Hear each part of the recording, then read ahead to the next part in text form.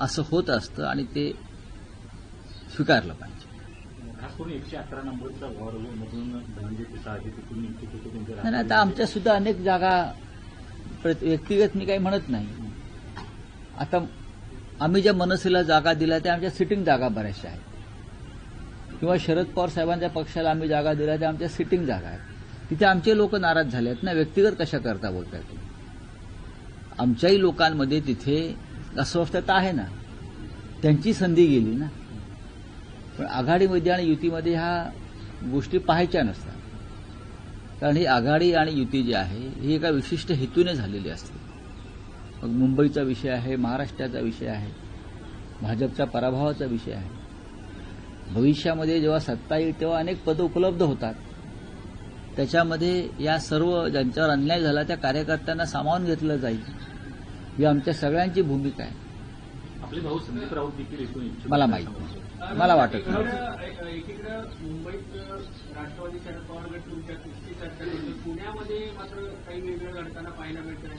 कुठे चर्चा होते अजित पवारांची, शरद पवारांची, परत ती फिसकटते, परत महाविकास आघाडीसोबत बैठक होती, परत अजित पवार शरद आणि दुसऱ्यांबरोबर चर्चा. काय चाललंय? मला माहित नाही काय चाललंय. तुम्ही हा प्रश्न त्यांना विचारू शकता. त्यांच्या पक्षात काय चाललंय हे मी कसं काय बोलू?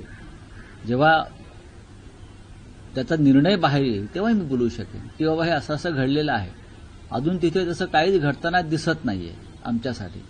शिवसेना आणि मनसे या दोन पक्षात चर्चा झालेली आहे आणि आता आज उद्याकडे आम्ही त्या संदर्भात निर्णय जाहीर करू. काँग्रेससोबत येते तुमच्या पुण्यात काँग्रेससोबत येते असं दिसतंय तुमच्या?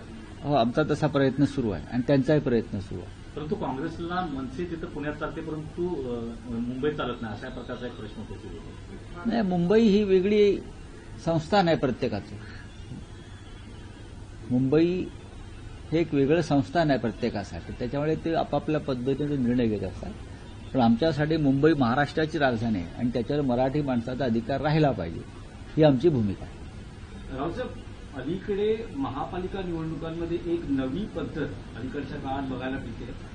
उमेदवारी यादी घोषित करण्यापेक्षा थेट एबी फॉर्म देऊन सगळ्याच राजकीय पक्षांमध्ये होताना दिसते की एबी फॉर्म उमेदवाराला परस्पर दिले जात आहेत यादी घोषित करण्याऐवजी. यादी घोषित करण्याचा आग्रह कशा करताय? टाळण्यासाठी. नाही, पण राजकीय पक्षांची यादी अनेक वर्ष मी तर यादी कधी घोषित झालेली पाहिली नाही. यादी घोषित करण्याचा आग्रह कशा करताय? प्रत्येक पक्षानं आपलं एक धोरण ठरवलं असेल, हे आमचे उमेदवार आहेत, त्यांनी जाऊन हा अर्ज घेऊन एबी फॉर्म घेऊन अर्ज भरावा. त्यानुसार उमेदवारांच्या बैठका घेतल्या जातात संभाव्य, आणि त्यांना तशा सूचना दिल्या जातात आणि अर्ज भरल्यावर त्यांची नावं तुम्ही प्रसिद्ध करता सगळे. हीच या पद्धत. निवडणुकीमध्ये असं दिसतंय की अभूतपूर्व बंडाळीला सगळ्याच राजकीय पक्षांना सामोरं जावं लागतं. प्रत्येक निवडणुकामध्ये अलीकडच्या काळामध्ये भारतीय जनता पक्ष सत्तेत आल्यापासून या बंडाळ्या वाढलेल्या आहेत. मंडळांना उत्तेजन दिलं जातं. पूर्वी निवडणुकीच्या रिंगणामध्ये मोजके पक्ष होते. आता 2 शिवसेना, 2 राष्ट्रवादी काँग्रेस आहेत ना. पर्याय उपलब्ध आहेत, असंतुष्टांना पर्याय उपलब्ध आहेत आणि मग त्यात पैशाचा वापर करून लोक विकत घेतले जातात. त्यातून बंडाळ्या होतात, बंडाळांना उत्तेजन दिलं जातं. भाजपकडून मुंबईचं उत्तर भारतीय मतदारांना आकर्षित करण्यासाठी जी 4 पक्षांची यादी आहे त्यामध्ये योगी आदित्यनाथ आहेत, मैत्री ठाकूर आहेत, इतर मनोज तिवारी आहेत, असे उत्तर भारतीयांना आकर्षित करण्यासाठी एक वेगळी स्ट्रॅटेजी.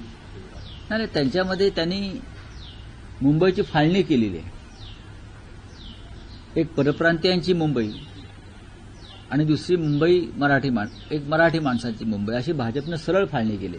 आमच्यासाठी मुंबई अखंड आणि एक आहे. जे मुंबईकर आहेत त्यांनी मुंबईच्या विकासासाठी एकत्र येऊन मतदान करावं. पण भारतीय जनता पक्षानं कायम प्रांतवाद, जातवाद आणि धर्मवाद या आधारावर निवडणुका लढल्या आणि मुंबईसुद्धा तेच करतायत. तुम्हाला योगी आदित्यनाथ मुंबईत कशा करता पाहिजे, मैथिली ठाकूर कशा करता पाहिजे, किंवा अन्य कोणी कशा करता पाहिजे, कशा करता पाहिजे? तुम्ही सक्षम नाही आहेत का? हा जर मतदार मुंबईचा नागरिक आहे, मुंबईकर आहे, तर मग भारतीय जनता पक्षाच्या महाराष्ट्रातल्या नेत्यांनी त्यांच्यासमोर गेलं पाहिजे. पण तुम्ही योगींना आणणार, तुम्ही रेखा गुप्ताला आणणार, तुम्ही मध्य प्रदेशच्या मुख्यमंत्र्यांना आणणार, म्हणजे त्या त्या प्रांताचे जातीच्या लोकांना त्या त्या भागातून लोक आणून तुम्ही आकर्षित करण्याचा प्रयत्न करताय. मग तुम्ही काय करताय इतके वर्ष मुंबई महाराष्ट्रात? तुम्ही जिंकण्याची गोष्ट करताय ना, मग तुम्ही जिंकून दाखवा ना. राऊसाहेब, छत्रपती संभाजीनगरमध्ये रशीद मामूनचा जो प्रवेश आहे तो वादग्रस्त बनताना आपल्याला पाहायला मिळतोय. कारण स्वतः चंद्रकांत खैरेंचा विरोध आहे आणि देवेंद्र फडणवीसांची प्रतिक्रिया आलेली आहे की हिंदू हृदय सम्राट बाळासाहेबांच्या सुपुत्राकडून मतांसाठी लांबून चालन केलं जात आहे अशी टीका फडणवीसांची. आणि त्यांचं असं म्हणणं आहे की ठाकरेंना विशिष्ट लोकांचे जोडे चाटायचे आहे. जसे तुम्ही अजित पवारांचे चाटताय, अशोक चव्हाणांचे चाटताय, सर्व भ्रष्टाचारांचे चाटताय निवडणुका जिंकण्यासाठी, हे काय आहे? रशीद मामू वगैरे विषय सोडून द्या. निवडणुका जिंकण्यासाठी तुम्ही सुद्धा या देशातल्या सर्वोत्तम भ्रष्टाचारांचे जोडे चाटताच आहात ना. ज्यांना नरेंद्र मोदींनी भ्रष्टाचारी ठरवलं असे अजितदादा पवार, अशोकराव चव्हाण यांचे जोडे कोण चाटतंय? कशा करता चाटताय? मग हे सगळे एकाच माळेतले मणी आहेत.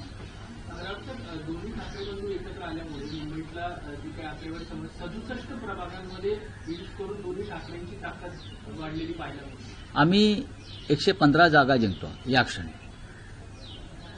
67 काय घेऊन बसलाय तुम्ही? जो बहुमताला जो एक आकडा लागतो, या क्षणी मनसे, महाराष्ट्र नवनिर्माण सेना आणि शिवसेना हे शतक पार करतायत. 117 ते 120 पर्यंत जागा आम्ही जिंकतो.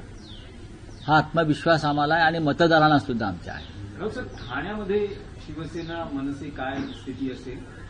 काही तिकडचं काही, कारण ठाण्याचं बाळासाहेबांचं विशेष प्रेम ठाण्यावरही राहिले राष्ट्रवादी शरद त्यामुळे तिथे काय महाविकास आघाडी म्हणून आहे की शिवसेना मनसे म्हणून आहे? काय नेमकं घडतंय? शिवसेना मनसे नक्कीच आहे, पण आमच्या लोकांनी राष्ट्रवादी काँग्रेसचीही चर्चा केलेली आहे, पण माझ्याकडे त्याविषयी फार माहिती नाहीये. पण शिवसेना आणि मनसेमध्ये जागा वाटप पूर्ण झालेलं आहे. तिकडले राष्ट्रवादी काँग्रेसच्या नेत्यांशीही चर्चा झालेली आहे. खास करून जितेंद्र आव्हाड यांच्याबरोबर सुरुवातीलाच बैठका झालेल्या आहेत. त्या संदर्भात तुम्हाला संध्याकाळपर्यंत निकाल मिळेल. शक्यता आहे की महायुतीत तिथे भाजप स्वबळावर लढण्याची शक्यता आहे. स्थानिक आमदार म्हणतात की आजपर्यंतचं अल्टिमेटम आहे, जर आज नाही झालं तर स्वबळावर लढू. हे सगळं घडत असताना ठाण्यात नमो ठाणे असेही बॅनर लागले. नमो ठाणे, नमो भारत, नमो आणि वेगळे, आणि श्रीकांत शिंदे तर वेगळ्या सभा घेत आहेत स्वतंत्र. नाही, ठीक आहे. अल्टिमेटम वगैरे असा काही नसतो. ठाण्याचं महत्व वेगळं आहे यावेळेला. भारतीय जनता पक्षाला ठाण्यामध्ये एकनाथ शिंदेंचा पराभव करायचा, एवढंच मला माहिती आहे. एवढंच मला माहिती आहे. आणि त्या दृष्टीनं भारतीय जनता पक्षानं तयारी सुरू केलेली आहे. लोकसभा, विधानसभा निवडणुकांमधले निकाल वेगळे होते, ती गणिते वेगळी होती. भारतीय जनता पक्ष आणि शिवसेना मनसे युती यांच्यामध्येच लढाई होईल, फाईट होईल. चला, थँक्यू. शिवसेना भवनासमोर उत्तर भारतीय बटोगे तो कटोगे अशा प्रकारचे बोर्ड लागलेले पाहायला मिळतात. काय नॅरेटिव्ह? हे भारतीय जनता पक्षाचे धंदे आहेत बरं का. कोणी निंदा, कोणी वंदा, माझं नाव धंदा, बरं, तसं त्यांचं चालू आहे. ते काय सुधारणार नाहीत. भारतीय जनता पक्षाचे लोक अजिबात सुधारणार नाहीत.